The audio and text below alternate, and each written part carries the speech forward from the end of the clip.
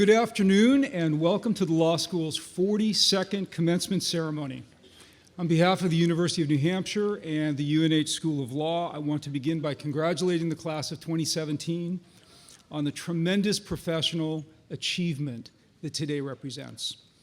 You've worked exceptionally hard, incredibly hard, I'm sure, to achieve something that you will look back on over the course of your life as one of the most enduring and important accomplishments of your entire life.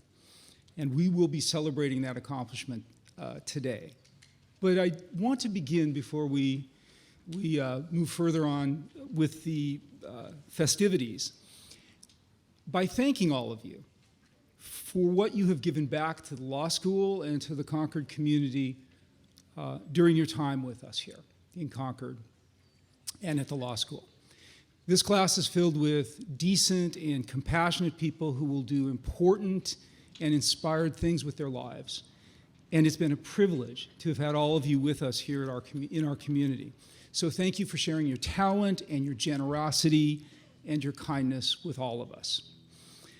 We're privileged today, as we celebrate your achievement, to be joined by some of the most steadfast supporters of the University of New Hampshire School of Law. And I'd like to take a moment to acknowledge some of those folks at the outset. Beginning with trustees of the University System of New Hampshire, the entity, the board that governs the entire university system of the state. We're luckily joined by 3 trustees of the system. I'd like to introduce them to you now. To my left, Trustee Cass Ardinger. To my right, Trustee Ken Moulton. And then finally, incoming Trustee Kathy Green, who I would note is an alumna of the law school, class of 1977. For many years, the chair of the Board of Trustees of the law school, and was an independent institution. So thanks to all of you for joining us. It's a pleasure to have you with us.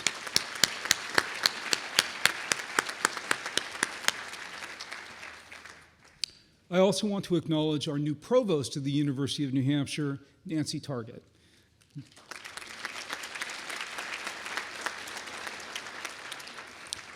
Nancy brings a deep and enduring commitment to excellence in higher education, which will animate the university and challenge all of us who are part of the university to better serve our graduates in our state. So thank you, Nancy, for joining us today. Also on the dais is this year's honorary degree recipient, United States Senator Maggie Hassan, no stranger to any of you.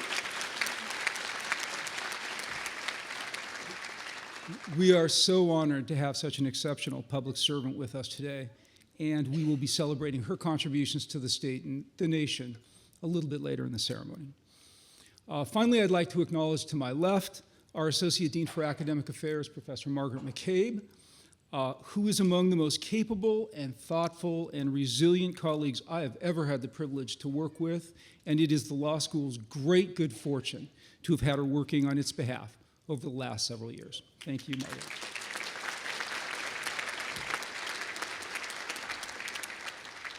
I'd also like to acknowledge at the outset the folks who have worked most closely with all of you, the faculty and the staff of the University of New Hampshire School of Law, who've been partners with you in your professional growth, in achieving your aspirations, in surviving the rigors of the last 3 years or last year for our LLM and master's candidates.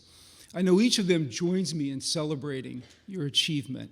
And in particular, I want to acknowledge, if she is here, our Assistant Dean, Fran Canning, and her team, who put together this wonderful celebration for all of us. They did a tremendous job. Thank you, Fran, and all the other folks in the staff who worked so hard to make today possible.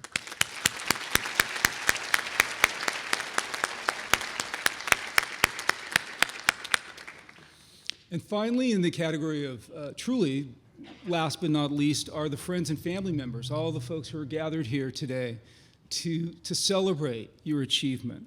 These are the people whose love and support, and probably their patience at times, helped you through the last 3 years and have brought you to this very happy place in your life. It is truly an honor for us to be joined by all of you. Thank you for being with us, and thank you for the support that you provided to our graduates over their time here at the law school.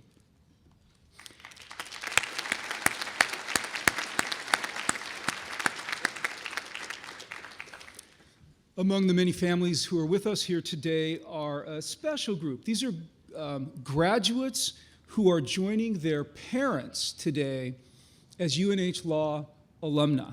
It's hard to believe, but actually, if you think about UNH Law as a relatively young law school, but we are now graduating our second generation of alumni.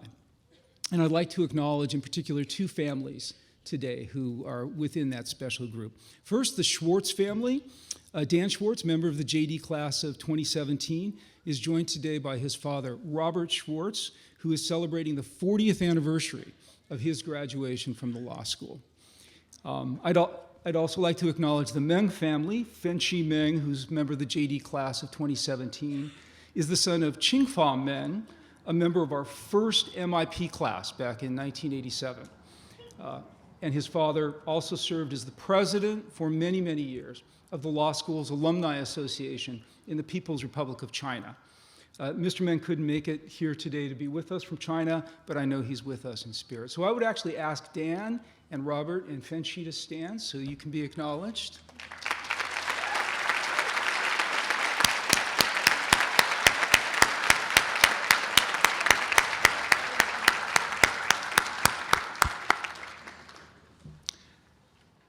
I'd now like to welcome to the podium the Provost of the University of New Hampshire, Nancy Targett. Nancy.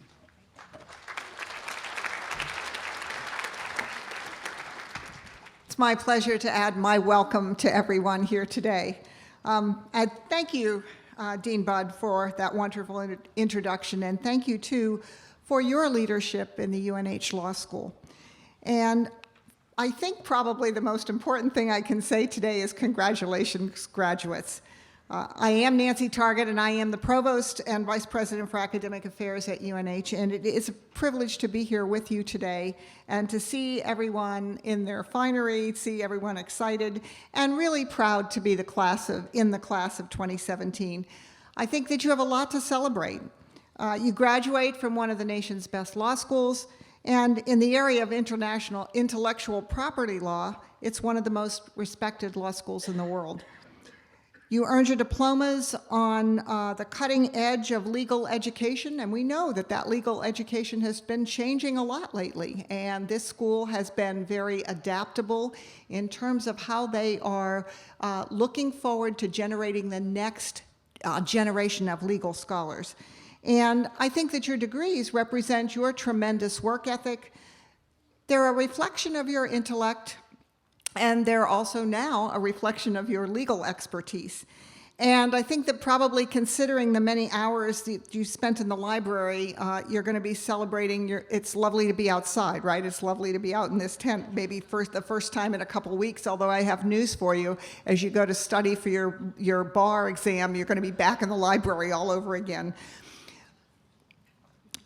Today, though, you can really enjoy and sort of revel in this beautiful scene. You can look around you here and you can see so many of the special people who have stood by you throughout the journey. Certainly, as Dean Budd said, your families and your loved ones. And again, I think we can never thank them enough, so let's give them another round of applause.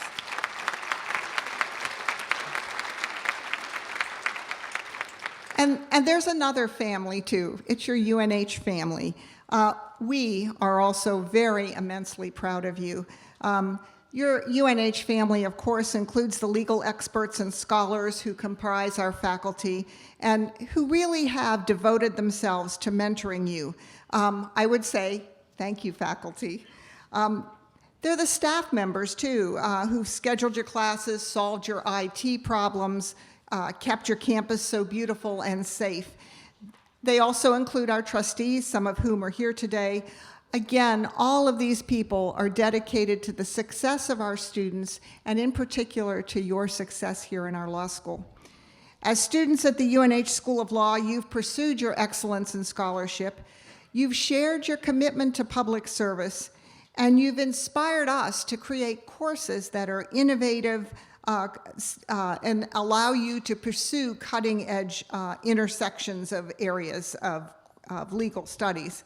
And all of that is going to help you to better serve this rapidly changing global environment that we find ourselves in now. close by saying that today, your achievements honor all of us at UNH.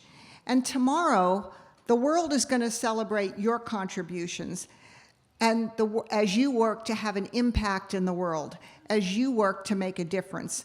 So as for today, sit back, enjoy the program, simply celebrate. Congratulations, graduates. And now I'm going to ask Dean Jordan Budd to tell us a little bit about the tradition of our Advice from Faculty message. Jordan. So as Provost Target just mentioned, we turn next to the portion of the ceremony entitled Advice from the Faculty, which is a tradition that began with the very first graduating class in 1976. Every year since then, the graduating class has elected a faculty member to address them at commencement. And all of you have elected this year to be addressed by Professor Sophie Sparrow. And I welcome her to the stage. Sophie.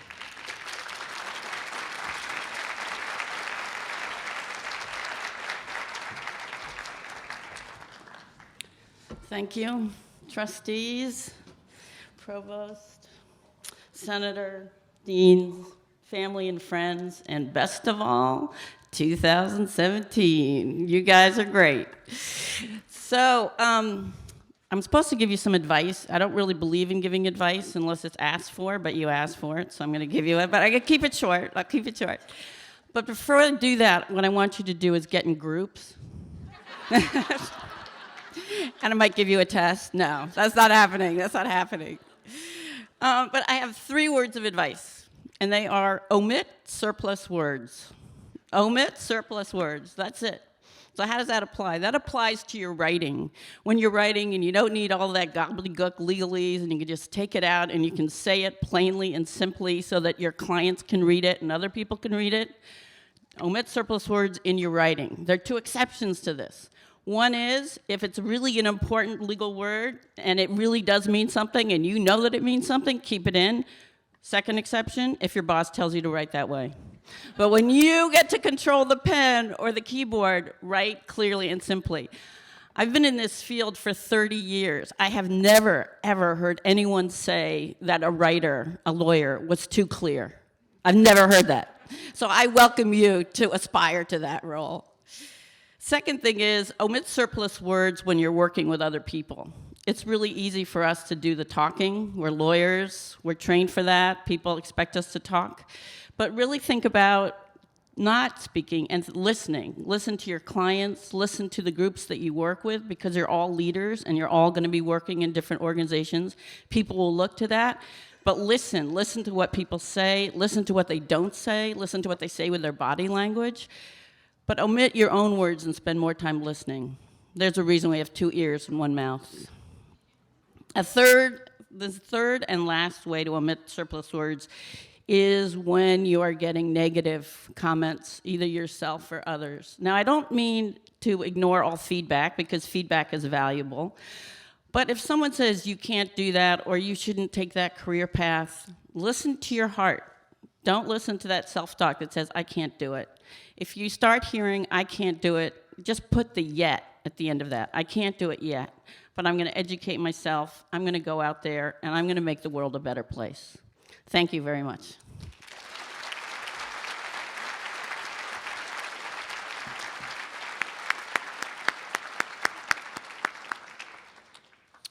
Thank you, Professor Sparrow. We turn now to the addresses from our graduate and JD student speakers. First, we'll hear from our graduate student speaker, Ivan Chaika, a candidate for the LLM in intellectual property. Ivan came to UNH Law from Ukraine, where he earned both a Bachelor of Laws and a Master of Laws with honors. Prior to joining us, Ivan served as a legislative assistant for the Parliament of Ukraine and was a legal counselor for the Center for Free Legal Aid for Ukrainian Military Forces and their families. Ivan, since he's been here with us, has been an important part of our community in the class of 2017. As you know, he's served as our Student Bar Association governor for all of our graduate students, and also, and critically, this is an very, very important academic appointment, he has been the law school soccer league organizer. So broad service across a range of tasks. His colleagues have voted Ivan to be their graduate student speaker this year, and I invite him to the podium. Ivan.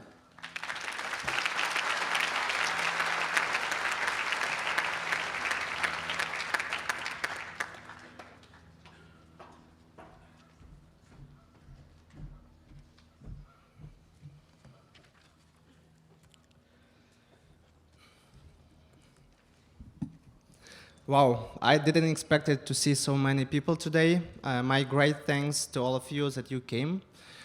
Today in the morning, I spoke with my family, and they made only one sentence to me that I think it was very funny. They asked me for one obligation. Please don't use your hands very actively. Be careful, you can break something. That's why I put disclaimer today that I will do my best with my left and with my right one. As you know, my name is Ivan Chaika, and I thank to my fellow graduate students for opportunity to speak at commencement on their behalf. 3 years ago, I was graduating from my law school in Ukraine, and then too, I was with my speech in front of hundreds of students and their families. But at that moment, I had only one thought kept bouncing in my head. Finally, the school is over. And I made promise to myself that I will be never a student again. But as you see, something went wrong. I was a student, but I am happy that I was one more time a student. I am at another graduation ceremony today with another graduation speech, but different thought rolls in my head today. The thought that came from 1 year in New Hampshire, and a motto that I repeat very often during my study time: become, live free, and lawyer up. For graduate students, being experts generally in IP, intellectual property law, it was a very important decision to come to United States to receive also American world-leading education. Such countries as Taiwan, South Korea, Japan, Ukraine, Nigeria, Brazil, Argentina, Saudi Arabia, India, China, and I hope I said all the countries. I hope so. They choose this school, the University of New Hampshire School of Law, because of great professors and unique courses that are taught here. UNH Law provided great opportunity to us to explore our professional interests. The white column brick building at the corner of White and Washington Streets, it's a great environment to study deeply law and to develop yourself as better lawyers. Unlike GDs that have 3-year program, we graduate students were stressed only 1 year. My hat off to all of you GDs. However, graduate students needed to keep persistent studying during this year, but don't forget about all the fun that we can do in the United States. 1 year within American society definitely improved our personal characteristics, hard word to say. I think that you have great gift that your country is being consistently developing via the myriad of best ideas, initiatives, and cultures from all corners of the world. My time at law school revealed that the real beauty is in diversity rather than in uniformity.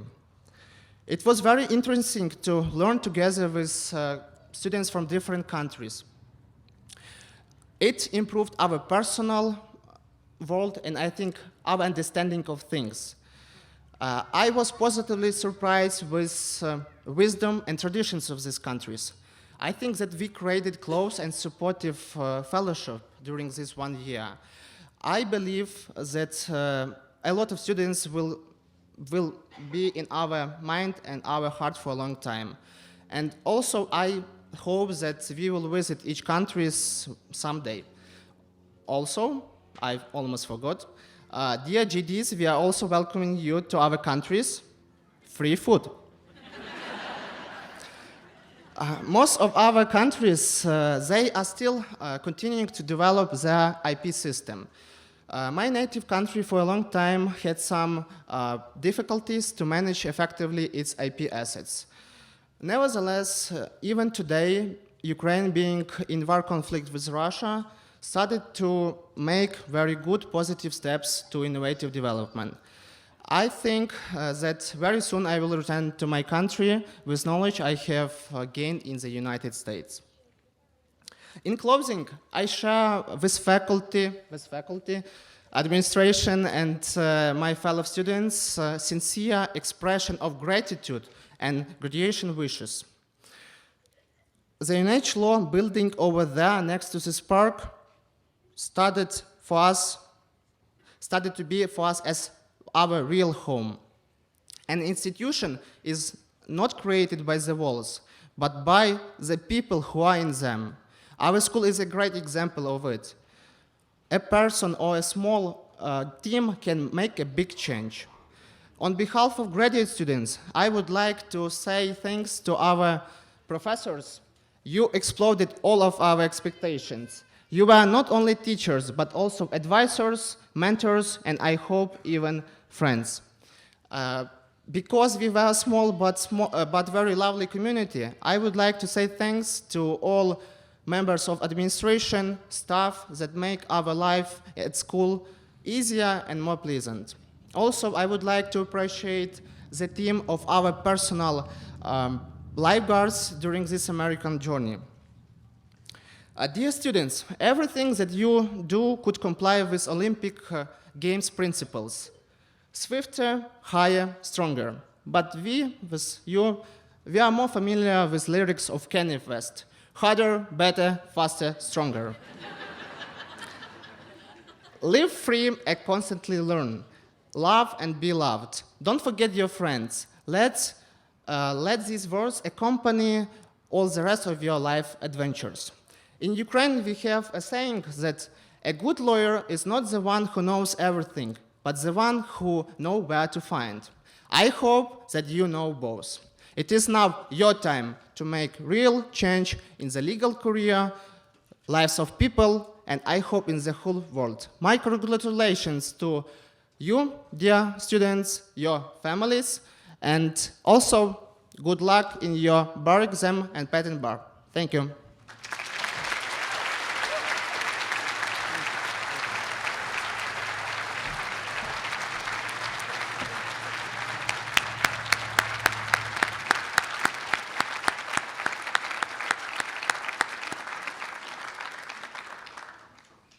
Thank you, Ivan. We'll next hear from our JD student speaker, Connor Kane. In law school, in addition to following the Philadelphia 76ers with what I have been told is a blazing passion, Connor is focused on preparing for a career in criminal defense. Last summer, he worked for the Alaska Public Defender's Office in Sitka, at least I understand when he wasn't fishing, which I guess was most of the time. And he'll be joining the Colorado Public Defender's Office following graduation. His colleagues in the JD program have elected Connor to be their class speaker, and I invite him to the podium. Connor.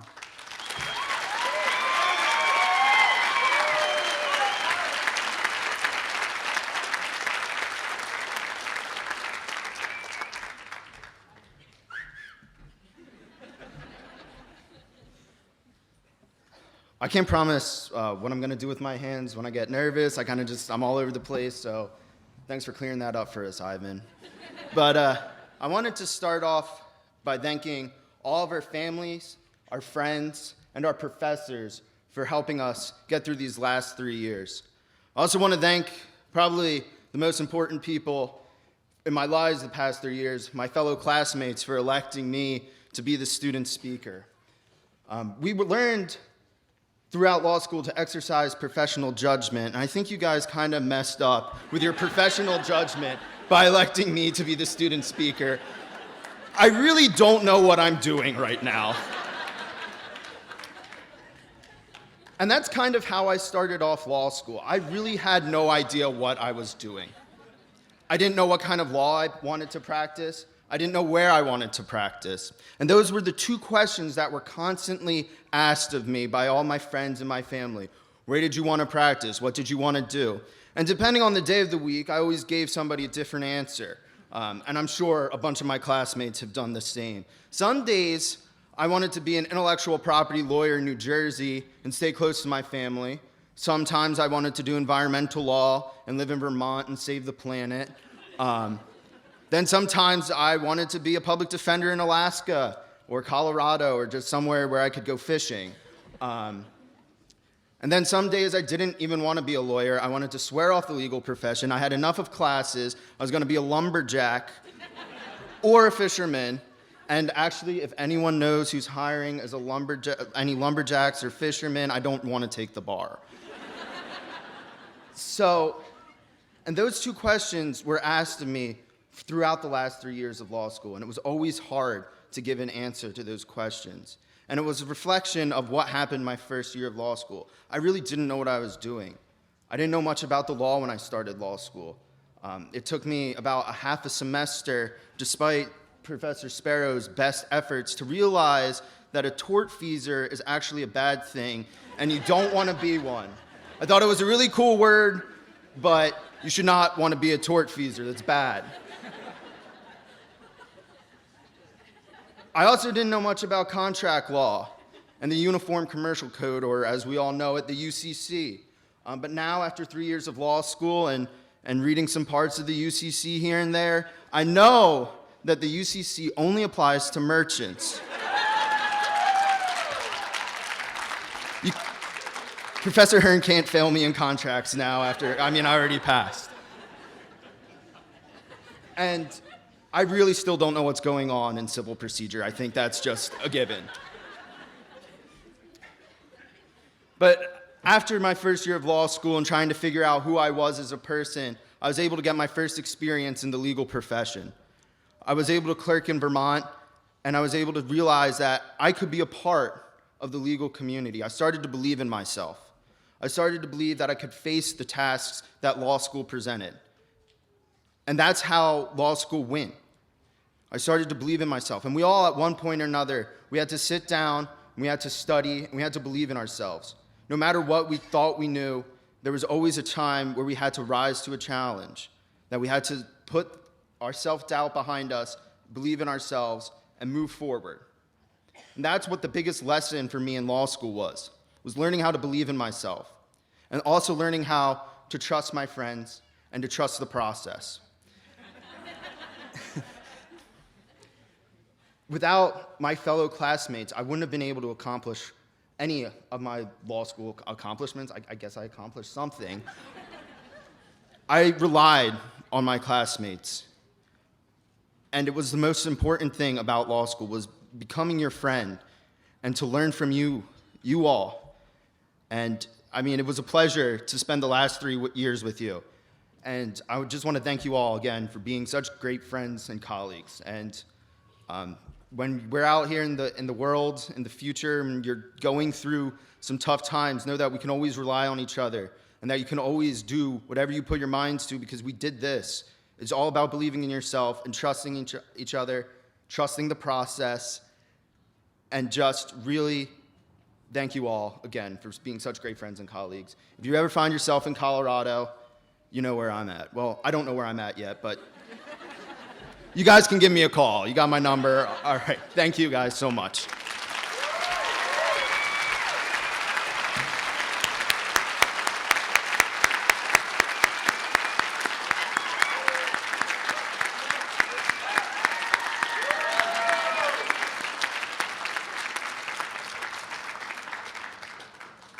Thank you, Connor.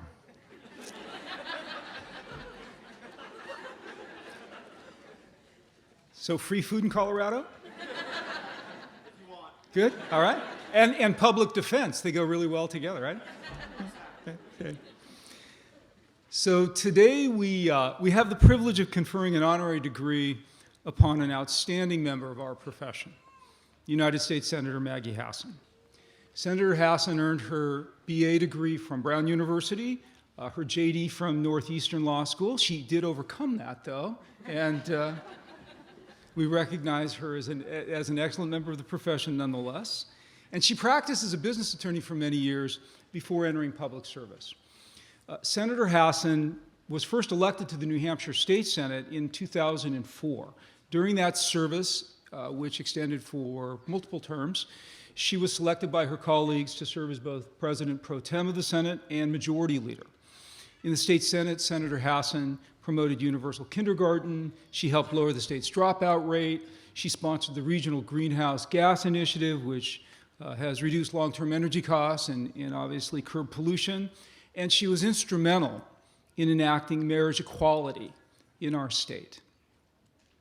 Elected governor of New Hampshire in 2012, then Governor Hassan worked to advance public education, health care coverage, and policies to maintain New Hampshire's status as one of the most livable states in the country. Among her many accomplishments as governor, she signed bipartisan legislation that expands access to health coverage to as many as 50,000 residents of this state who previously did not have access to health care. That's the most significant piece of healthcare legislation that the state has enacted in decades.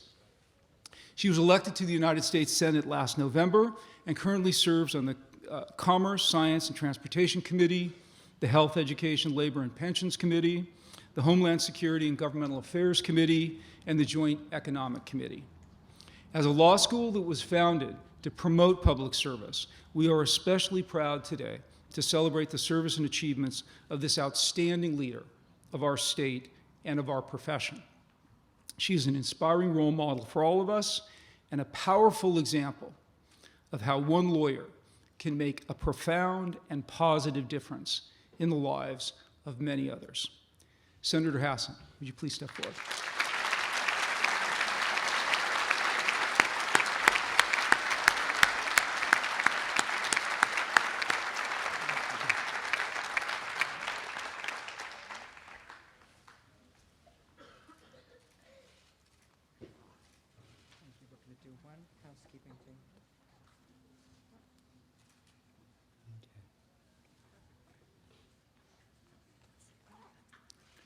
The commendation of this degree reads as follows.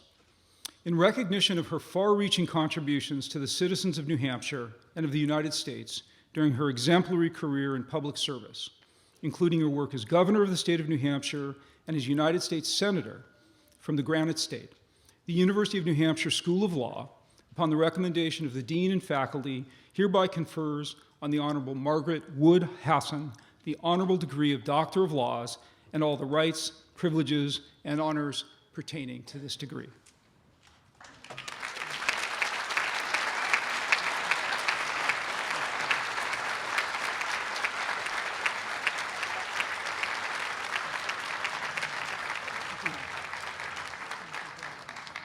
I now invite Senator Hassan to deliver our commencement address. Senator Hassan.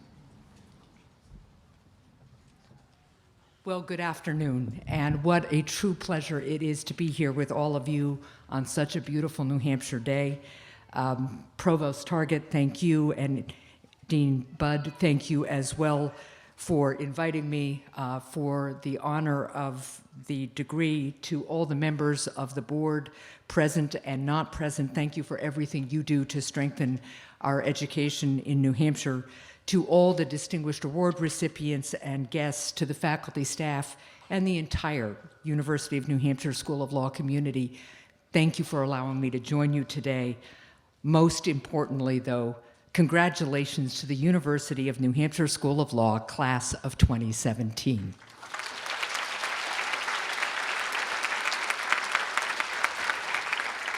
Now, before we begin, I will tell you, you are about to hear from the third speaker who is known to use her hands while she speaks. I learned from an early age what the word gesticulate means because people kept telling me to stop doing it. But I am delighted to join with you too. I also just wanted to thank Professor Sparrow for her excellent advice. I am reminded of a fellow colleague in the state Senate who once looked at a teenager who had come to testify before the state Senate, very nervous, and gave some of the best testimony we had ever heard. And my colleague looked at her and said, "What you just said was clear and true, and that is always what you strive for." And I was thinking of that with your advice, Professor, so thank you. And to Ivan and Connor, thank you so much for your remarks. Ivan, you reminded me that there is such a deep connection between individual freedom and the strength of ideas and the capacity for people to thrive together. So thank you for delivering such eloquent remarks in your second language as well. Quite a feat, so thank you. And Connor, you reminded me that after you get done being a public defender, one of the best ways to put everything you learn and everything you're interested in into use is to run for office. So I hope you'll consider that.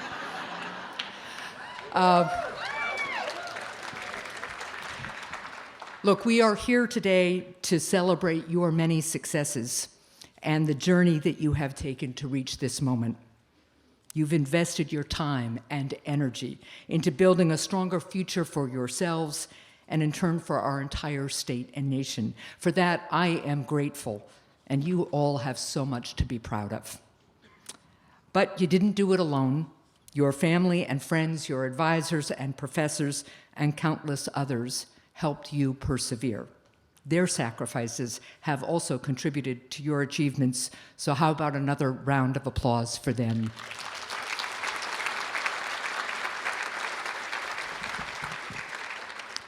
As a law school graduate myself, I understand the hard work and dedication it took to get to this moment. You have engaged in the collaboration and collegiality needed to practice law, even amid heartfelt and important competition. And you've been exposed to real-world experiences that will truly shape your careers. Some of the most important lessons I learned during my time in law school were the importance of listening to real people and learning about their lives, rather than just engaging in intellectual exercises. What scores points in a classroom is often not as relevant in real life. In a classroom, the law can be about soaring principles and maybe the rules of civil procedure. In the real world, it is about the sometimes gritty and always specific and unique facts of real people's lives. That's a lesson that I have tried to carry into public service as a state senator, governor, and now United States Senator. During my time at Northeastern Law, I worked at the National Prison Project, which seeks to ensure that our nation's prisoners respect the constitutional right of inmates, just about as unpopular a group of clients as you could get. Some of the needs I helped inmates fight for are fundamental. Basic measures to ensure their health, safety, and their ability to serve their sentence free of cruelty or inhumane treatment. Other times, legal skills weren't nearly as important as basic common sense. I remember one case where a colleague who was monitoring a consent decree at a prison in Arizona, she found out that the inmates had been disciplined numerous times because they had started food fights. So she investigated a little bit. Well, it turns out that every time that the prison served canned beets, the inmates would throw them against the wall. Because talking to the inmates, she found out the canned beets were really, really awful. So my colleague, who had small children, suggested that the prison do something that I think would have been obvious to every mother, but clearly hadn't been obvious to the corrections officials. She just suggested they stop serving canned beets. Problem solved, right? But more often than not, the problems that I dealt with were far more serious. I found myself at a maximum security prison interviewing inmates who had themselves committed truly atrocious crimes, but who had also been beaten badly by corrections officers. So I would find myself sitting there considering the differences and difficult balance that corrections officers face, their need to ensure safety while simultaneously honoring their obligation to protect the rights of inmates. That series of interviews and other work that I did at the National Prison Project proved to be challenging at multiple levels. But it was work that helped me develop what I believe is the most valuable asset that any lawyer can have, and it's something you've already heard about a little bit from one of your speakers. That's solid and thoughtful judgment. Over time, I learned that when people choose a lawyer, they're looking more than anything for good judgment. Of course, you have to be technically proficient. You have to be ethically grounded. And as my own law school commencement speaker told us years ago, you need really great stamina. But more than anything, you need good judgment. And your judgment is strongest when you are able to integrate all aspects of who you are as a person and what you have experienced in life with what you do professionally. The more difficult types of experiences you have, the more exploring you do, the better your judgment becomes. Because your judgment is at its best when it is informed by your skills, your mistakes, your triumphs, your education together, of course, with what you have learned from those around you. I can't stress enough how important it is to keep learning from those around you and to remain active and engaged in the decisions that will affect your lives, the lives of the people you represent, and the lives of generations that will come after you. These are not just critical qualities for any lawyer. They are a fundamental duty for every American, and they get at the heart of what it means to be a citizen. And they get at the heart, too, by the way, because I know I'm not speaking to an entirely American audience, of what it means to be a global citizen. This was something I learned very early in life and very early in the morning. Because growing up, my family would eat breakfast together most days.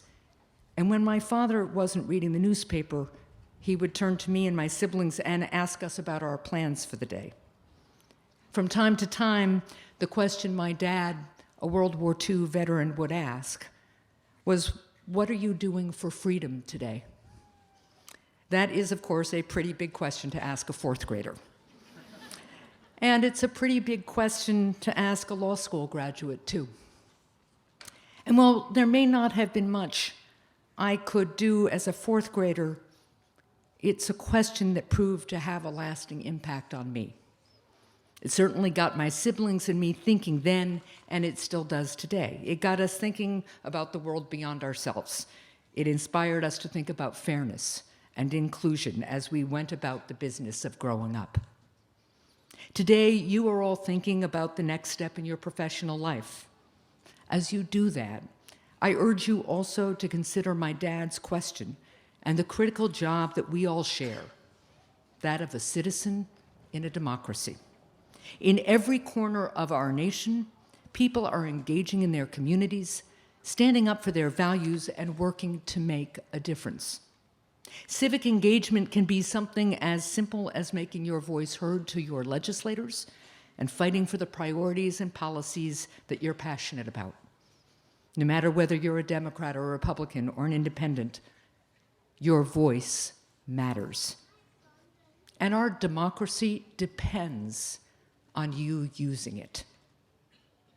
When you speak up about your lives and your values, you have the ability to create real change and impact policies that have a direct effect on the lives of your fellow citizens, and I would add, the lives of countless people around the world. But I would be remiss if I didn't remind you that as attorneys, with your training and your skills, you can help make sure that other people's voices, people who are too often overlooked or ignored, are heard. That's a significant responsibility and a great privilege, and I urge you to take it on. The day after I won my first campaign for governor, I woke up excited, filled with plans about how to move our state forward.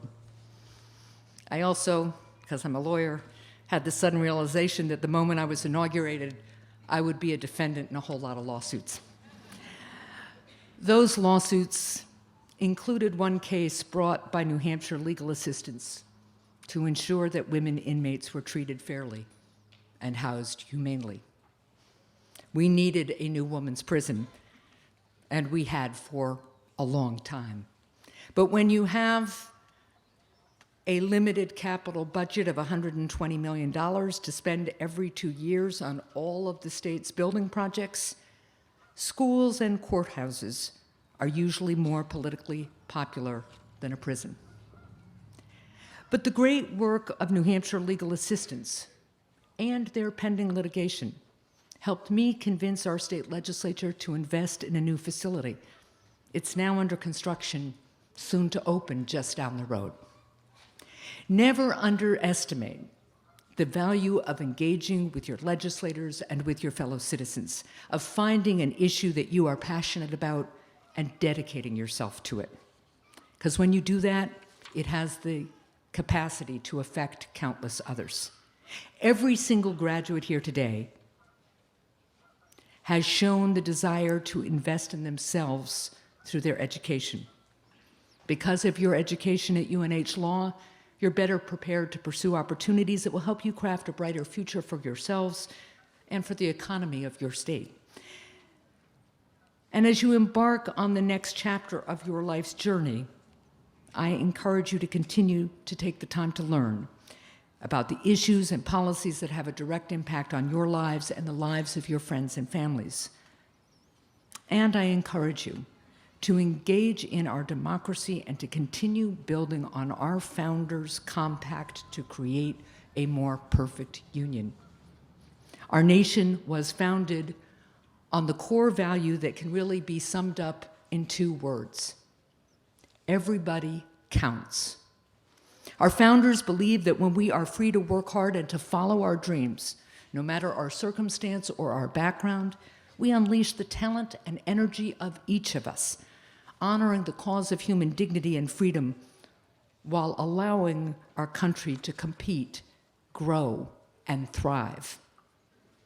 And while we know that our founders didn't exactly count everyone at first, right? They had faith that we would all continue to build a more perfect union, bringing more and more people in from the margins to be included in our community, our democracy, and our economy. The success of our American experiment relies on each generation to build on the progress of the last. That's why your leadership and your commitment is so essential. I ask that you take what you've learned here at UNH Law, the skills you have developed, your good judgment, and find a way to contribute to America's progress. Find something you're passionate about and bring to bear all of your experience and who you are, and advocate on behalf of the freedom and opportunity for others. Keep our founding principles in mind: free individuals who are full participants in their economy and communities can address economic and societal challenges and solve problems in ways that make us stronger. Listen to others and continue to speak out on their behalf and on your own too. If you do, ours will continue to be a success story. We'll all thrive. So again, congratulations, class of 2017. I am incredibly honored to have been asked to be with you today, and I really look forward to everything you will all accomplish together. Take care.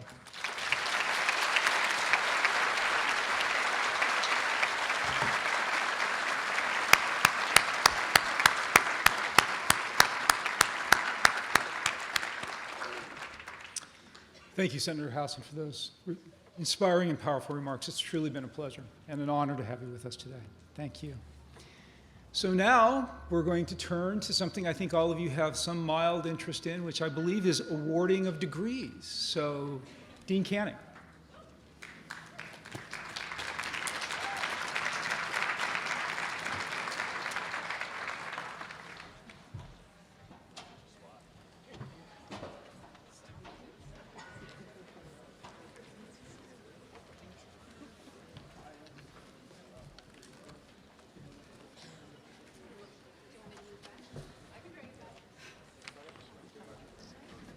Will the JD Class of 2017 please stand?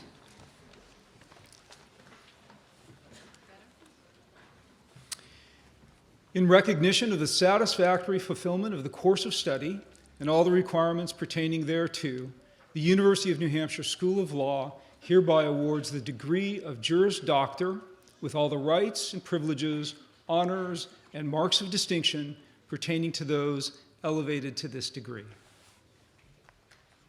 You may be seated.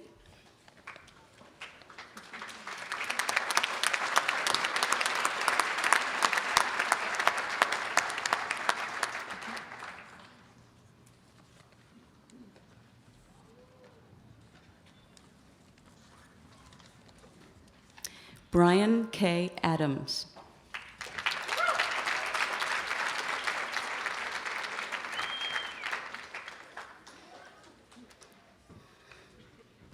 Garrett S. Bartlett.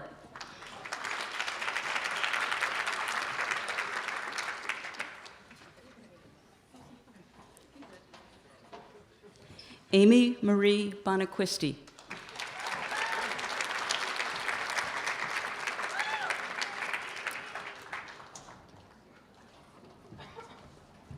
Jacqueline Ann Botchman.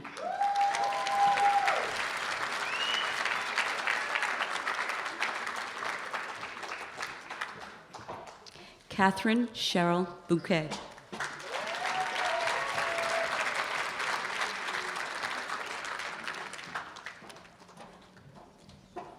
Kayla Marie Brew.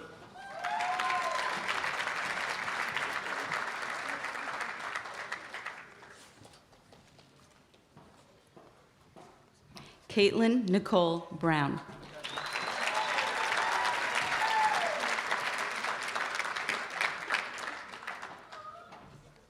Vincent C. Capati.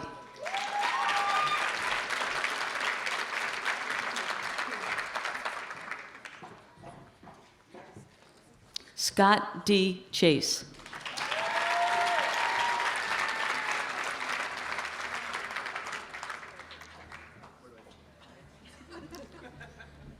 Thomas J. Chesnard.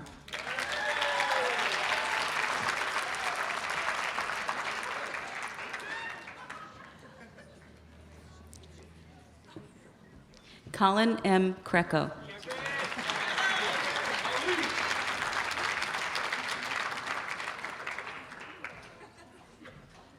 Chelsea I. Crowder.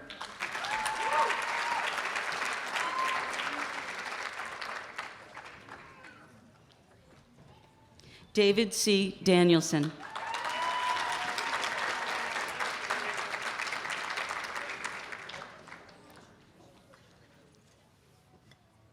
Marcus G. Dilloff.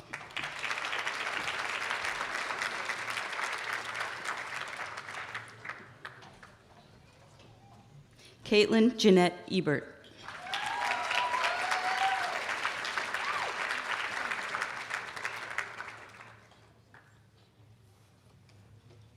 Joseph McConkey Evans.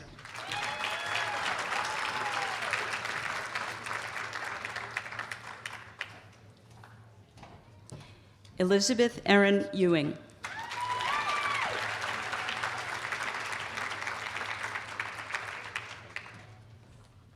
Brian N. Greklek McKeon.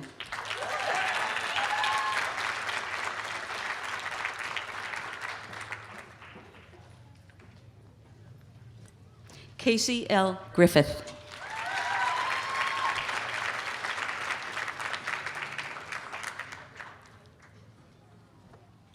Gaston Gross.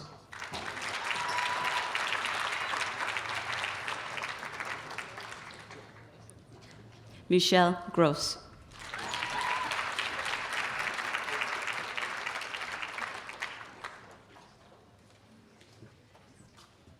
Christian Sayre Hans.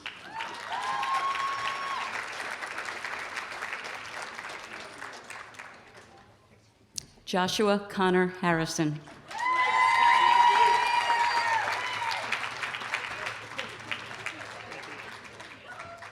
Bruce Z. Ho.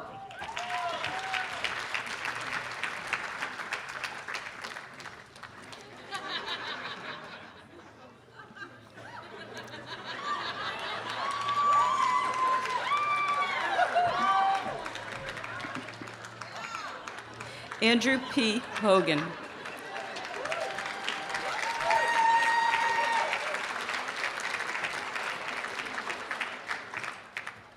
Michael Inners.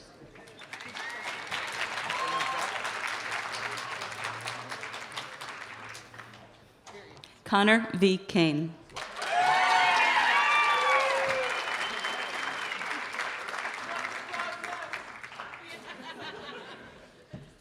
Michael W. Kelly.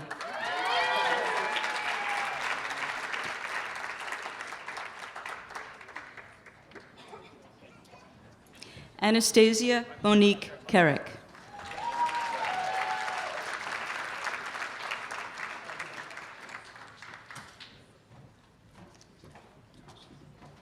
Sarah B. Kim.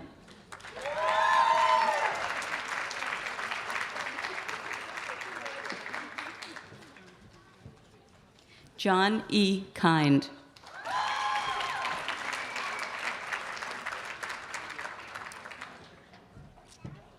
Kyle Alexander Combe.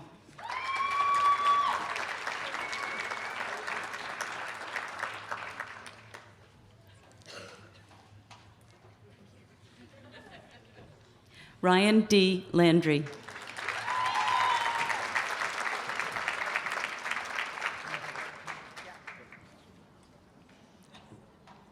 Samuel V. Maxwell.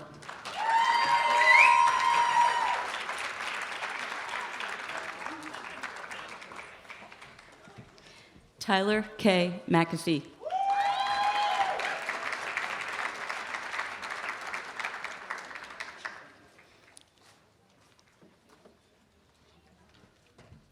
Ty Judson McDonald.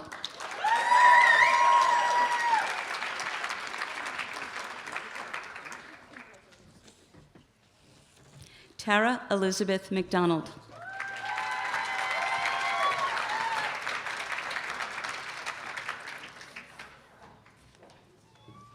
Fenchi Mag.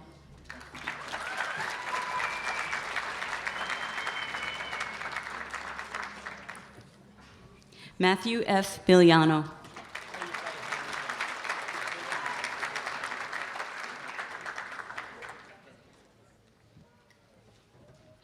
Patience Elizabeth Morrow.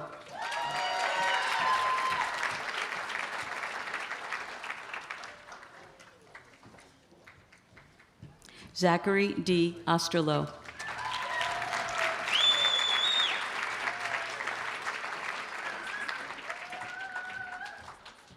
Stephanie Ann Ramirez.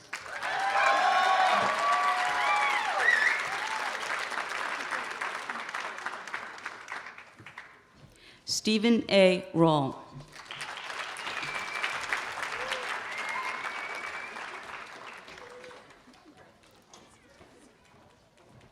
Lindsay Nicole Robinson.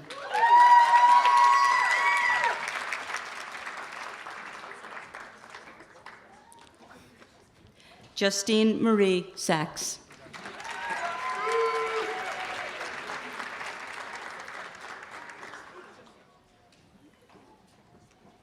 Daniel M. Schwartz.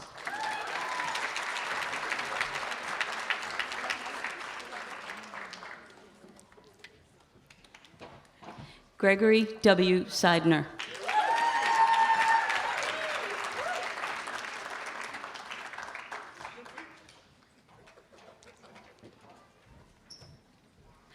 Trevor Michael Shackett.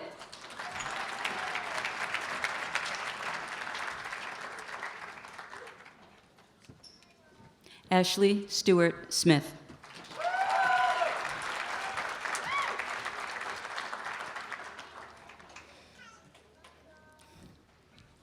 Alexandra Christine Sosnowski.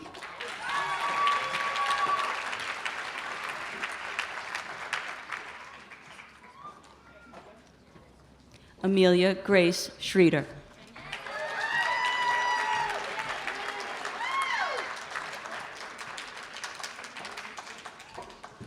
Graham William Stedman.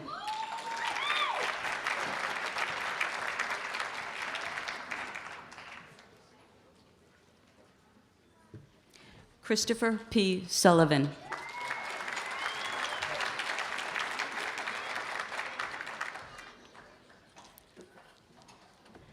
Ashley Danielle Taylor.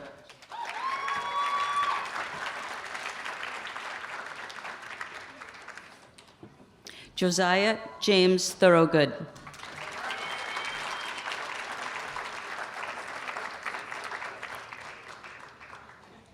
Chelsea A. Vanderwood.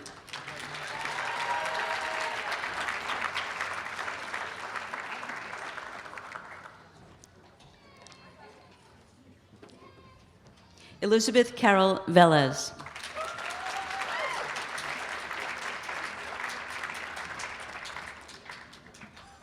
Jeremy A. Whalen.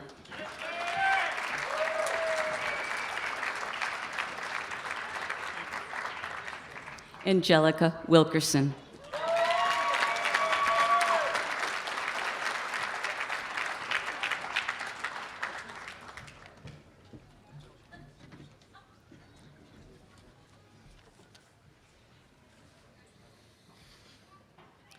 Will the Juris Doctor LLM candidate please stand?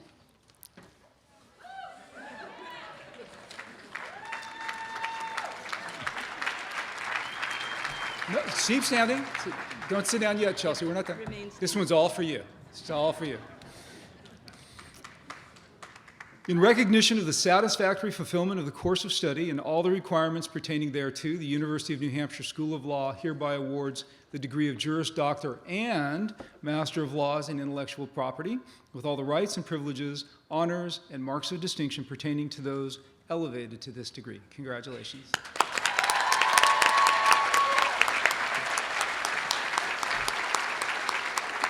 You may be seated. Will the Master of Laws in Commerce and Technology candidates please stand?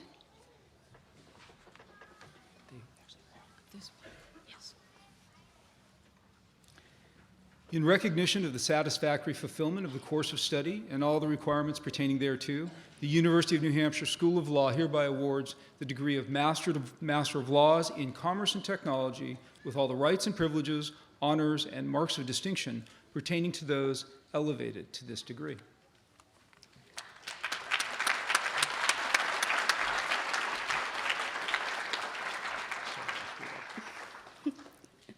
Shruti Srinivasan.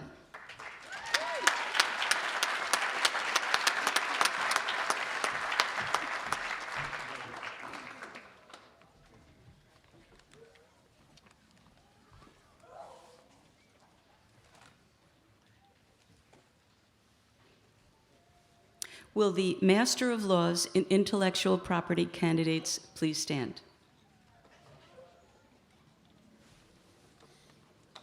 In recognition of the satisfactory fulfillment of the course of study and all the requirements pertaining thereto, the University of New Hampshire School of Law hereby awards the degree of Master of Laws in Intellectual Property with all the rights and privileges, honors, and marks of distinction pertaining to those elevated to this degree. Congratulations.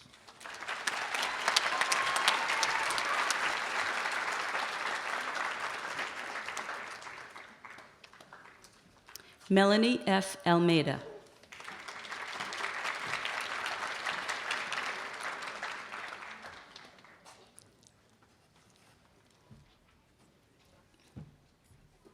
Ivan Ivanovich Chaika.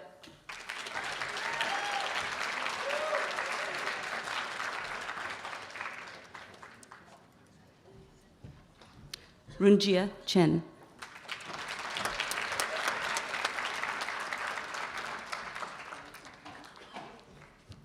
Wenwen Gu.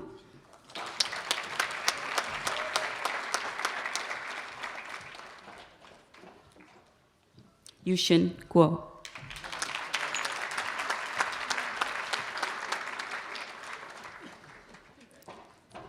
Kehindi O Ola.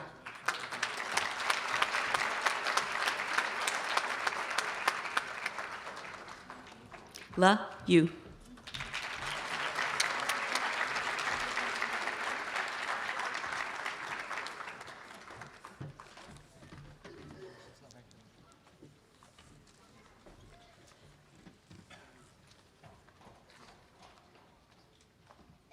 Will the Master of Intellectual Property candidates please stand?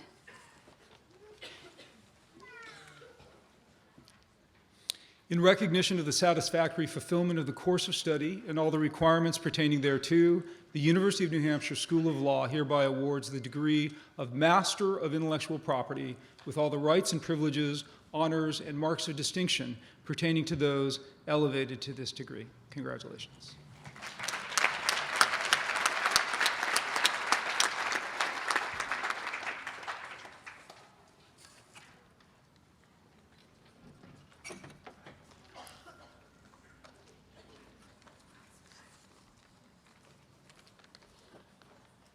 Gajahar Bhakta.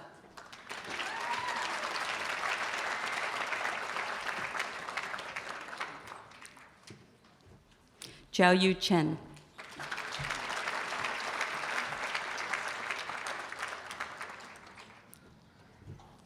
Takaharo Nakajima.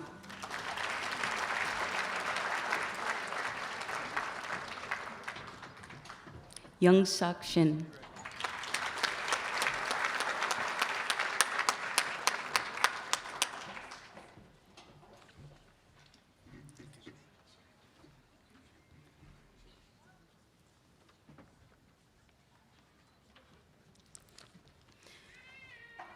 Will the Master in International Criminal Law and Justice candidates please stand?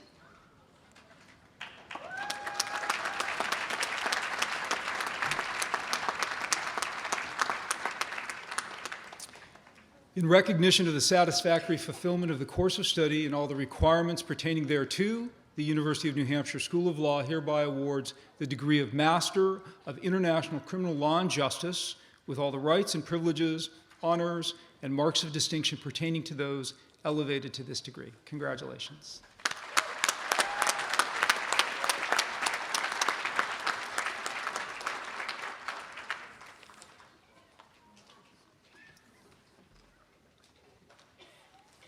Allison Conti.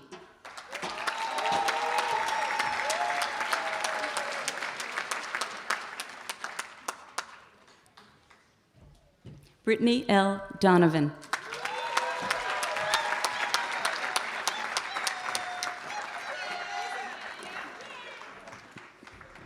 Richard Philippe Esperance.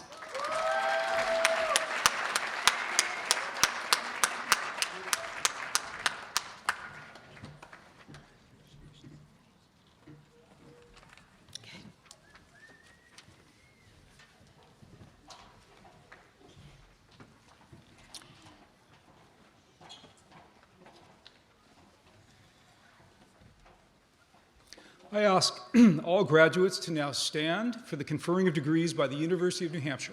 Provost Target.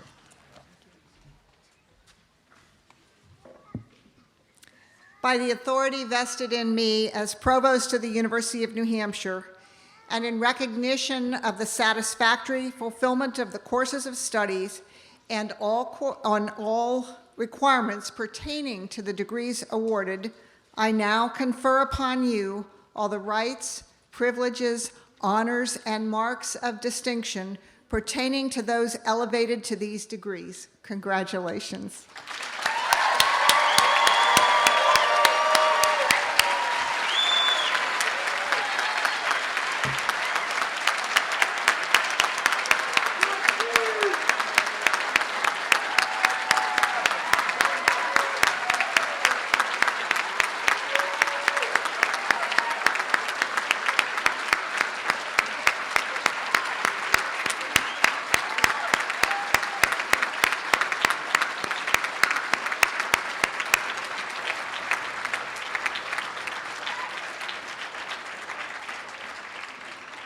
You may be seated.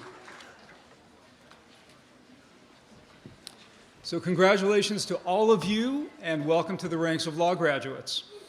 As you leave us today and go forward with your lives, I'd like to share with you just one final thought, and it echoes actually much of what you've heard from other speakers today. Among the skills that you've developed, and you've developed so many different kinds of skills over the last 3 years or over the last year with respect to our graduate students, you've acquired one in particular that's perhaps the defining attribute of our profession. It certainly should be the defining attribute of our profession. And that's the ability and the inclination to exercise reasoned judgment. That's informed judgment, dispassionate, disciplined judgment. It can at times in the world we live in be a scarce commodity. But it is what most powerfully distinguishes all of you and the profession that you're entering. Your instinctive predisposition that you've acquired and that all of you so powerfully reflect today, to understand an argument before you dismiss it.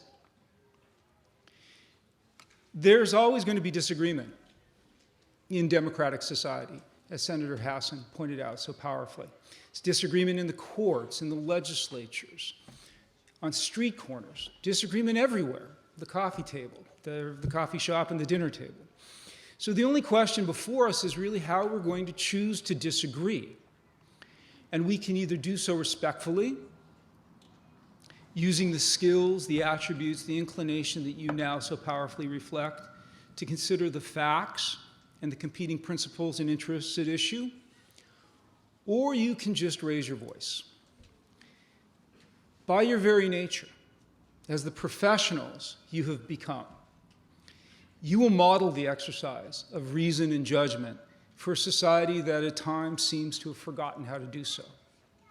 You will do it in courtrooms, you will do it in boardrooms, you will do it in town meetings, you will do it in legislatures.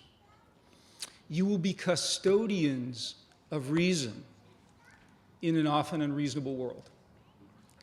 And while that world may not always fully appreciate its good fortune, it is very, very lucky to have you. So congratulations again on the tremendous achievement that today represents. I wish you a great afternoon. I hope all of you, I plead with all of you to stay in touch. And I ask everyone here to join us across the bridge now for some refreshments in the adjoining tent. Thank you so much.